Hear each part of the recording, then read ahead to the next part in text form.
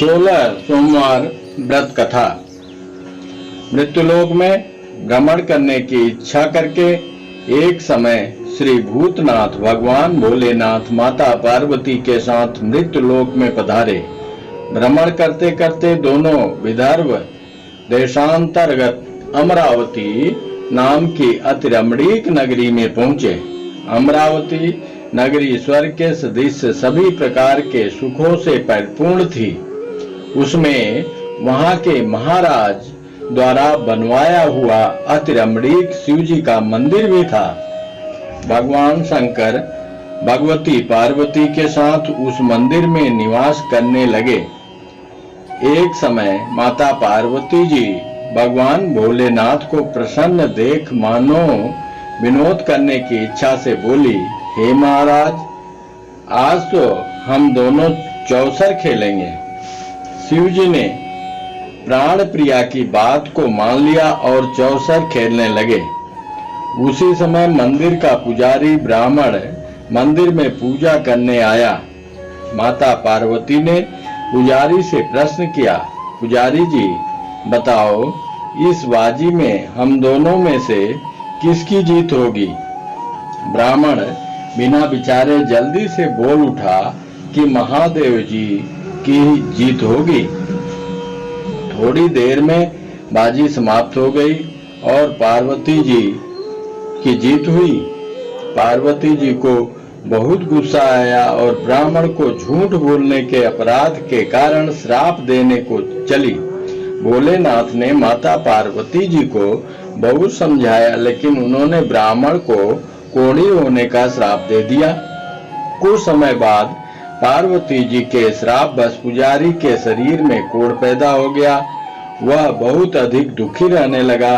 पुजारी को श्राप का कष्ट भोगते हुए जब बहुत दिन गुजर गए, तब एक दिन देवलोक की अप्सराएं शिव जी की पूजा करने के लिए उसी मंदिर में पधारी।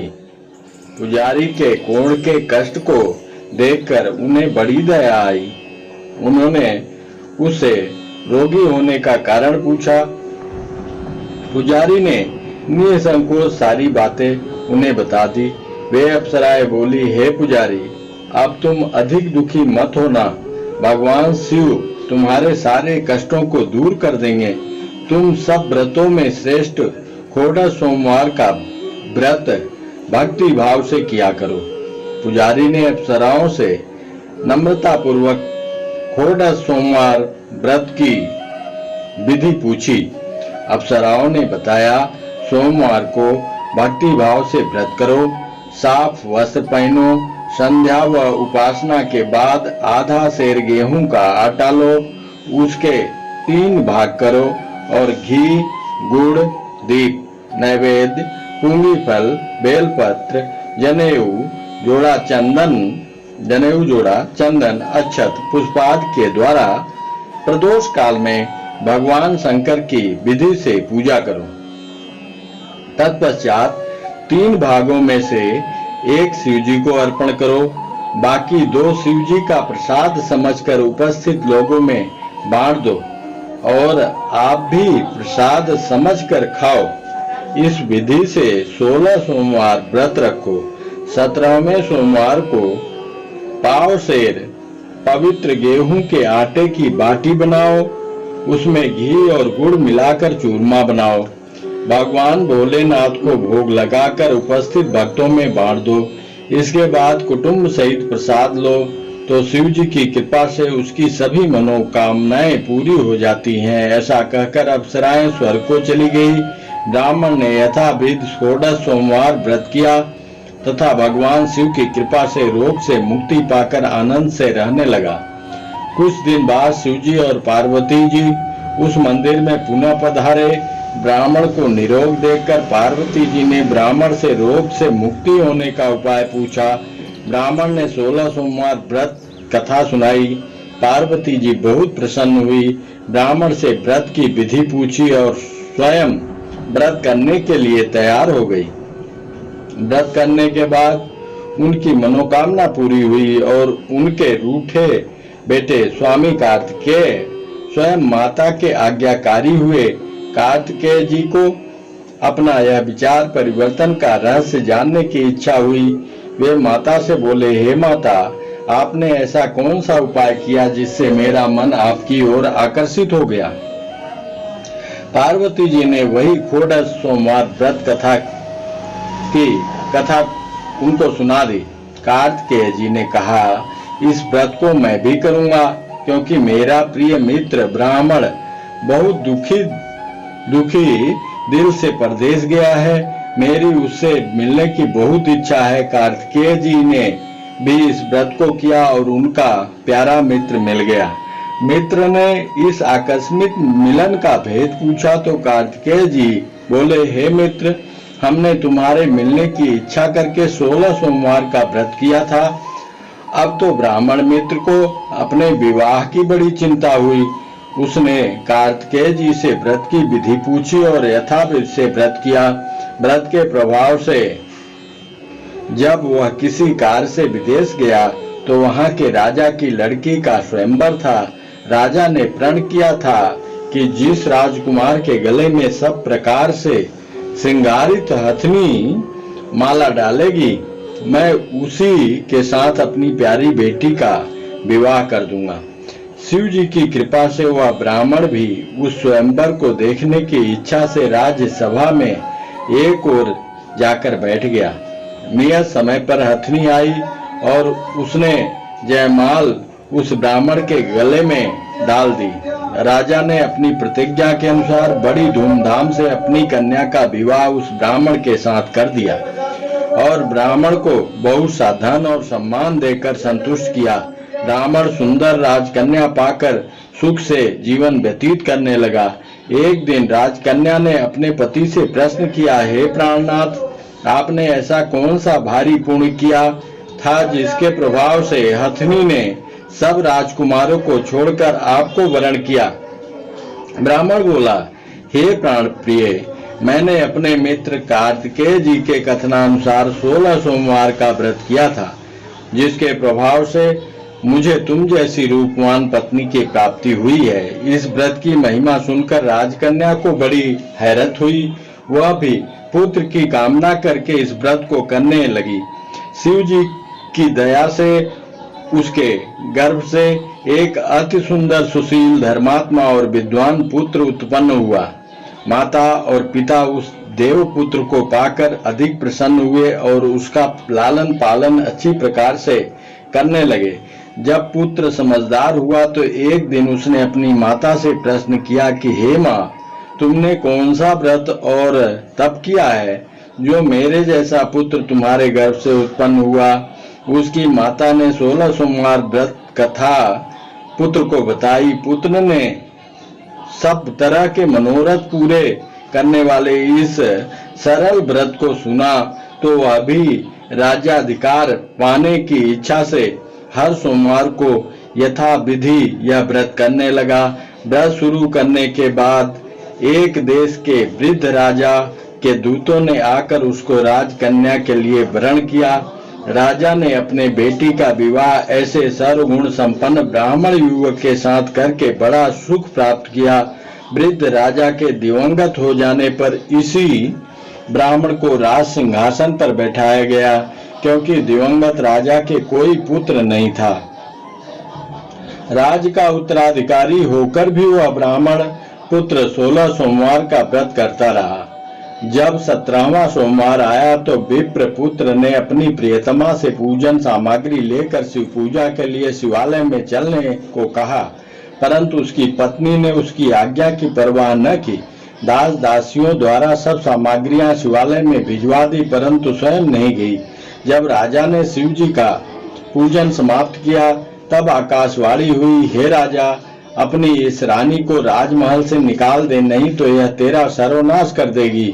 यह आकाशवाणी सुनने के बाद राजा के आश्चर्य का ठिकाना न रहा।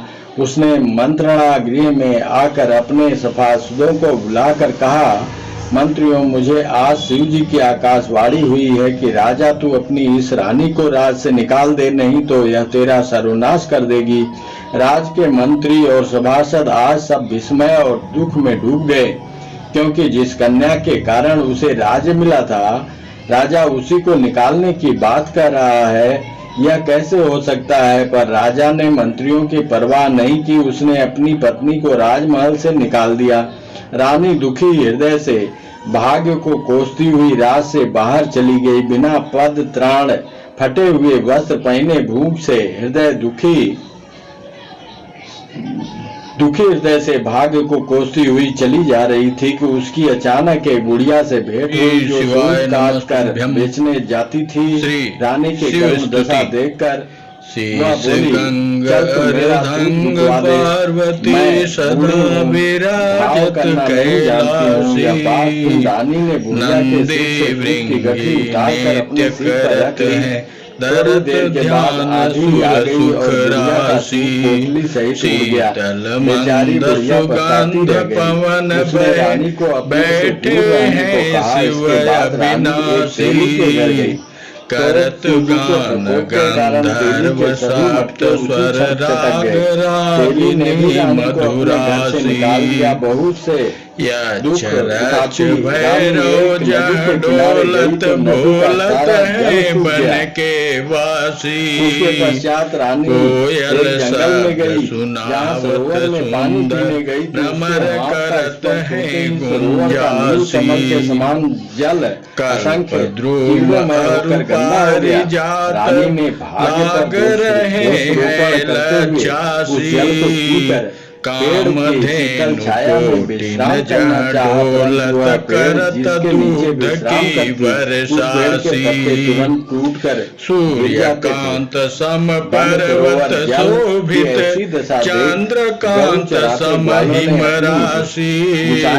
नित्य क्षोरित रहत सुशोभित सेवत सदा प्रकृति दासी। ग्वाले रानी को पकड़कर ऋषि मुनि देव वदनु जनित सेवत गान करत सुति गुण राशि। ब्रह्मा विष्णु निहारत निस दिन कछु शिव हमको फरमासी। सिद्धि के दाता शंकर नित सत चित आनंद राशि। रहने लगी। रानी जो भोजन बनाती उसमें कीड़े पड़ जाते, जल भर जाती उसमें भी कीड़े पड़ जाते। काल यम की फांसी भी बड़े दुखी और रानी जी से बोले, पुत्री तुम्हारे ऊपर कौन से देवता का प्रकोप है जिससे तुम्हारी ऐसी हालत हुई है? जो नरकासी महाराज के पूजन का बहिष्कार करने की बात बताई। जन्म जन्म शिव पद पासी करते हुए रानी से बोले, काशी के वासी अविनाशी मेरी सुधिली जो। उसके सेवक जान सदा चरणन को अपनो जान कृपा की जो। सोमवार को विधि विधान से पूजन किया। जी सदा दयामय अवगुण में सब ढकियो।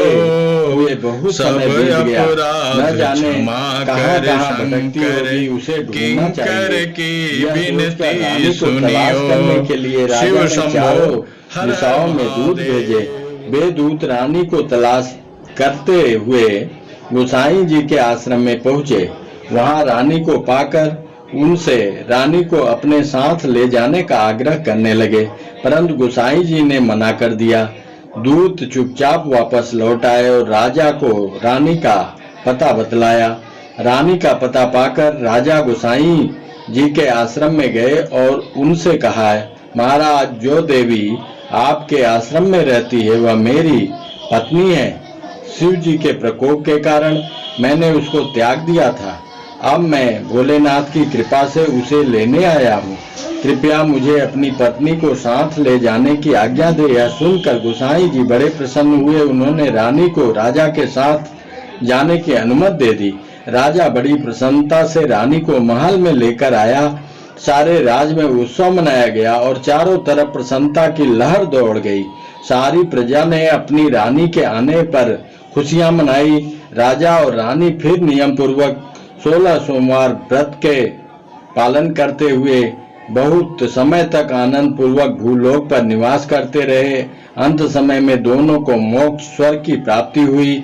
इस प्रकार जो मनुष्य 16 सोमवार व्रत को श्रद्धा पूर्वक करता है, उसकी सभी मनोकामनाएं भगवान शिव जी की कृपा से पूर्ण होती हैं और उसे मोक्ष की प्राप्ति होती है।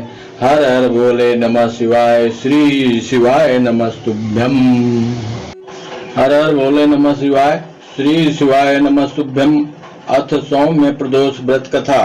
पूर्व काल में एक विधवा ब्राह्मणी प्रत्येक प्रातः ऋषियों की आज्ञा पाकर अपने बेटे को साथ लेकर भीख लेने जाती और संध्या को लौटती। भीख में जो मिलता उससे अपना काम चलाती और शिव जी का प्रदोष व्रत भी करती। एक दिन जब वह भीख लेने के लिए अपने बेटे के साथ जा रही थी तो मार्ग में उसे विदर्भ देश का राजकुमार मिला। शत्रुओं ने उसे उसकी राजधानी से बाहर निकाल दिया था और उसके पिता को मार डाला था, अतः वह मारा मारा फिर रहा था। ब्राह्मणी उसे अपने साथ ले आई और अपने पुत्र के साथ उसका पालन पोषण करने लगी। एक दिन उन दोनों राजकुमार और ब्राह्मण बालक ने वन में गंधर्व कन्याओं को देखा। ब्राह्मण बालक घर लौट आया, लेकिन राजकुमार साथ नहीं आया, क्योंकि वह अंशुमति नामक गंधर्व कन्या से बात करने लगा था। दूसरे दिन वह फिर अपने घर से वहां आया जहां अंशुमति अपने माता पिता के साथ बैठी थी। कुछ दिन बाद अंशुमति के माता पिता ने राजकुमार से कहा कि तुम विदर्भ देश के राजकुमार धर्मगुप्त हो। हम श्री शंकर जी की आज्ञा से अपनी बेटी अंशुमति का विवाह तुम्हारे साथ कर देते हैं। राजकुमार धर्मगुप्त का विवाह अंशुमति के साथ हो गया। बाद में राजकुमार ने गंधर्वराज की सेना की सहायता से विदर्भ देश पर अधिकार कर लिया और ब्राह्मण के बेटे को अपना मंत्री बना लिया। यथार्थ में यह सब उस ब्राह्मणी की प्रदोष व्रत करने का फल था। बस उसी समय से यह प्रदोष व्रत संसार में प्रतिष्ठित हुआ। हर हर भोले नमः शिवाय। श्री शिवाय नमस्तुभ्यम।